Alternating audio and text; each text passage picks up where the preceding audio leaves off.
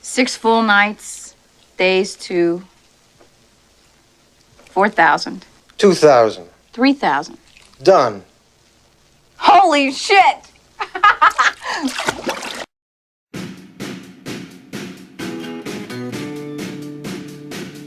Pretty Woman is a 1990 romance dramatic comedy film directed by Gary Marshall that would find wide acclaim, launch several hit songs onto the charts, and find tremendous box office success. Richard Gere stars as Edward Lewis, a rich, successful businessman from New York City. In Los Angeles, California on business, alongside his lawyer Philip Stuckey, played by Jason Alexander, Edward intends on acquiring a shipbuilding company called Morse Industries, owned by businessman Jim Morse, played by Ralph Bellamy. Susan, tell me something. Yes. When you and I were dating, did you speak to my secretary more than you spoke to me?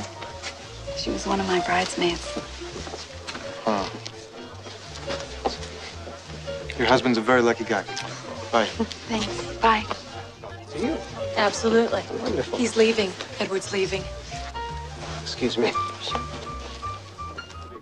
Is this Mr. Stuckey's car?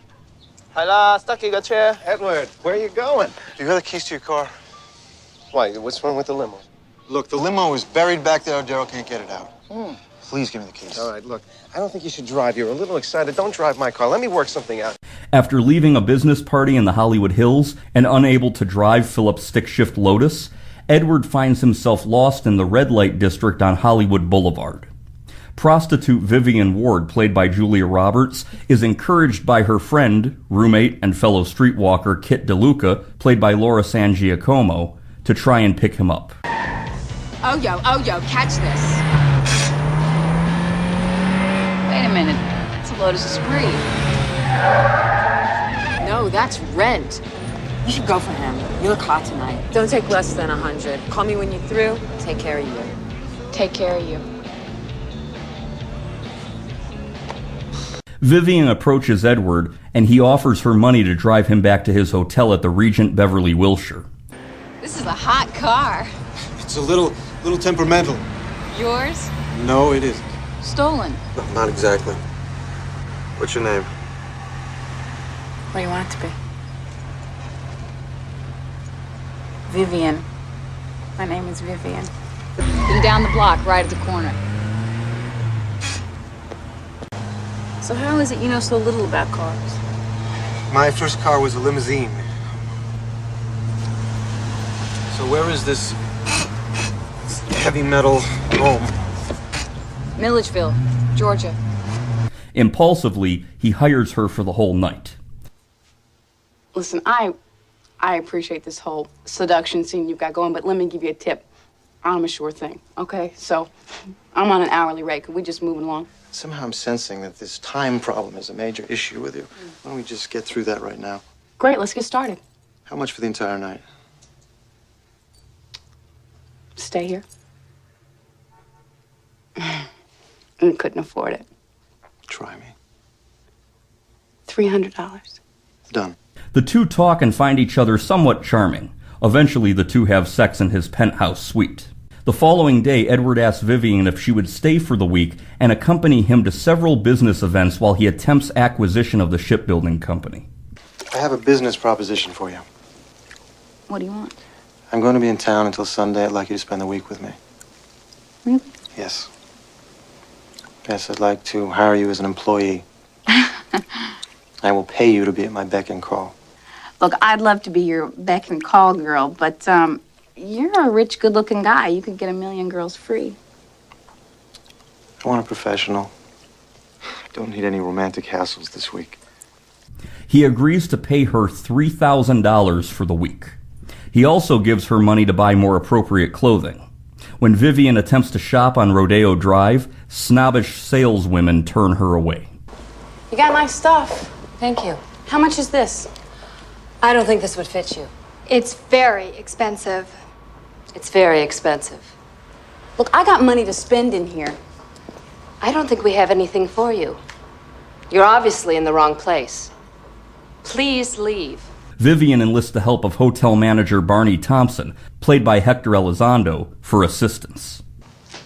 Things that go on in other hotels don't happen at the Regent Beverly Wilshire. Mr. Lewis, however, is a very special customer, and we like to think of our special customers as friends. Now, I'm assuming that you're a relative? Yes. I thought so. Then you must be his... Niece? Of course. I assume you have no other uncles here? Good, then we understand each other.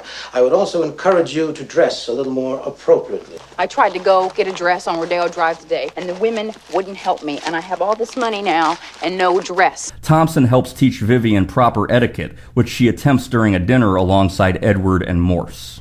I don't know about you, but I've never been able to figure which goes with what. Mr. Morse, you asked for this meeting. What can I do for you? Leave my company alone. I can't do that. I own 10 million shares.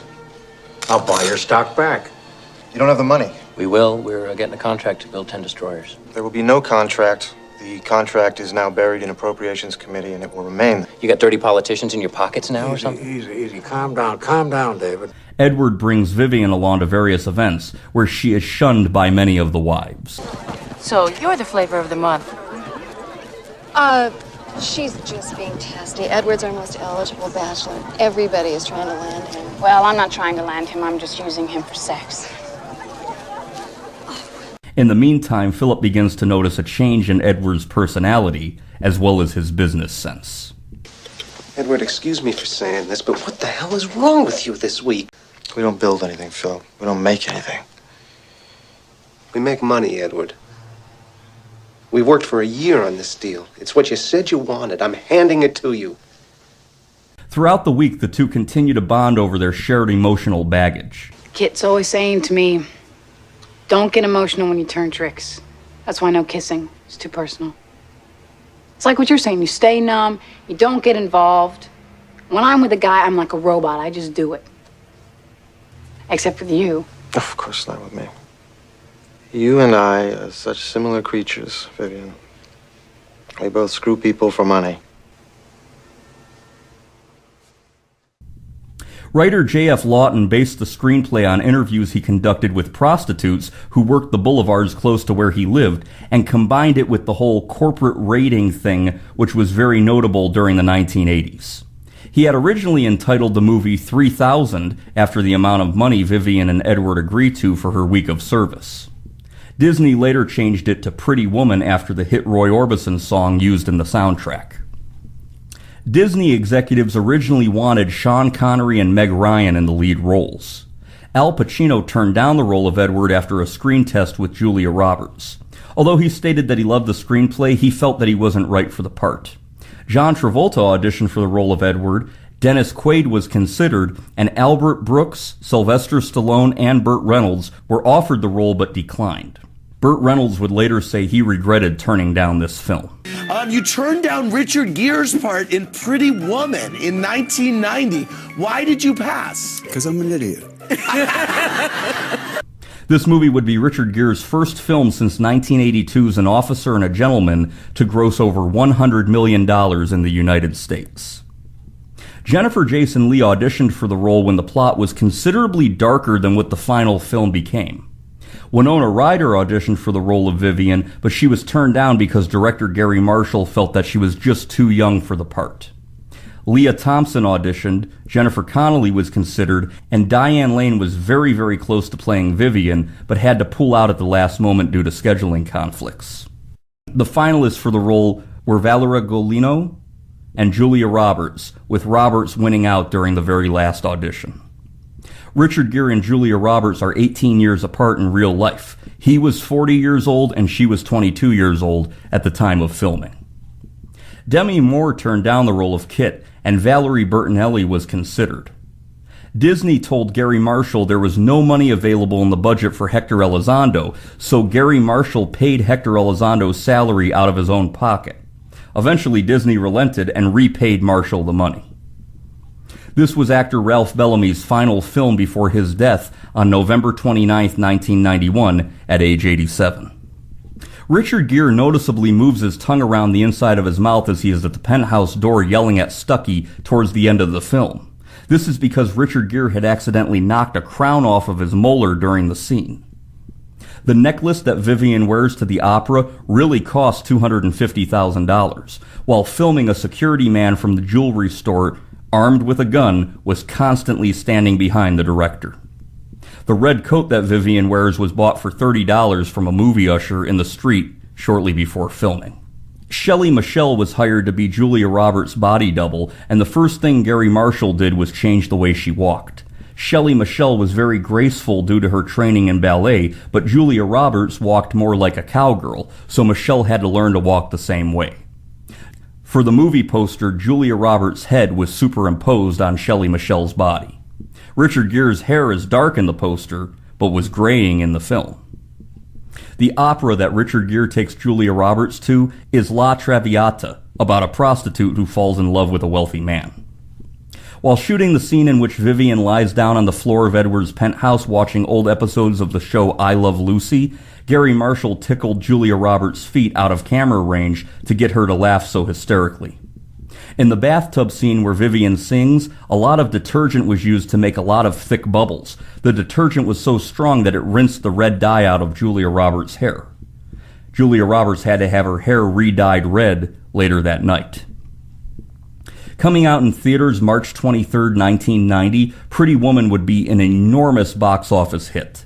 The movie grossed $463.4 million on a budget of just $14 million. This made Pretty Woman at the time the fifth highest grossing film of all time, behind only E.T., Star Wars, Indiana Jones and the Last Crusade, and Jaws. The soundtrack to this film would find widespread success and launch several hit singles onto the charts.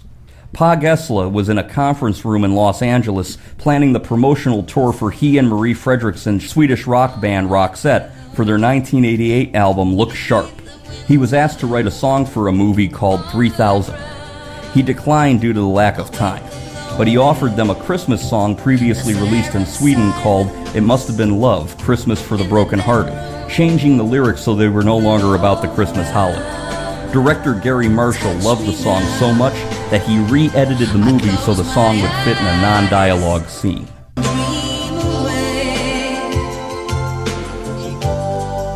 It must have been love, but it's over now. It must have been good. The song It Must Have Been Love would become an international hit during the summer of 1990. It was not the first single released from the Pretty Woman soundtrack, but it became the most successful, spending 2 weeks at number 1 on the U.S. Billboard Hot 100 charts in June 1990. David Bowie would score a single on the soundtrack with a remix of his 1982 hit song Fame. Known as Fame 90, the song would reach number 6 on the U.S. dance club charts. Robert Palmer scored a number 14 hit on the U.S. Billboard Modern Rock charts with the single Life in Detail. Show Me Your Soul by Red Hot Chili Peppers would reach number 10 on the U.S. Alternative Airplay charts.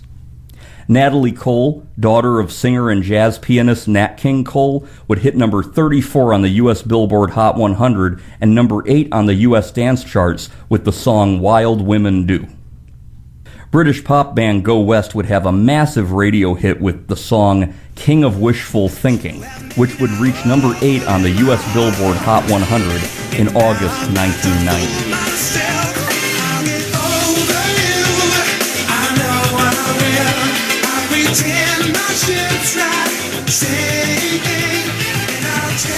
The film featured Roy Orbison's 1964 hit, Oh Pretty Woman. The song would enjoy a resurgence in popularity after being featured in this film, and Roy Orbison, who died in 1988, would posthumously win the 1991 Grammy Award for Best Male Pop Vocal Performance for the recording of this song from his 1988 HBO television special, Roy Orbison and Friends, A Black and White Night. Pretty woman, yeah, yeah, yeah. Pretty woman, look my way. Pretty woman, take a stay with me.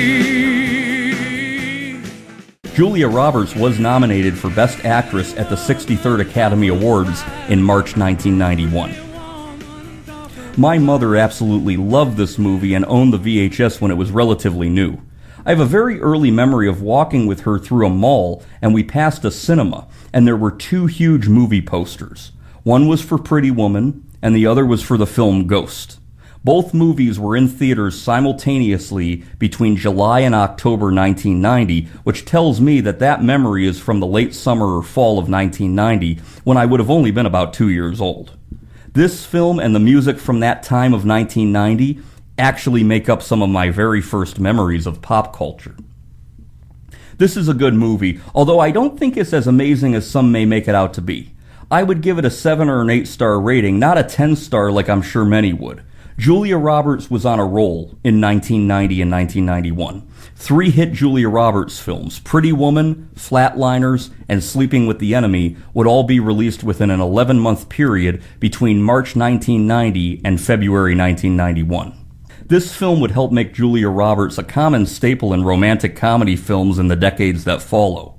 I actually prefer her 1997 romantic comedy film, My Best Friend's Wedding, over Pretty Woman. But this is still a solid movie, especially for fans of Richard Gere or Julia Roberts.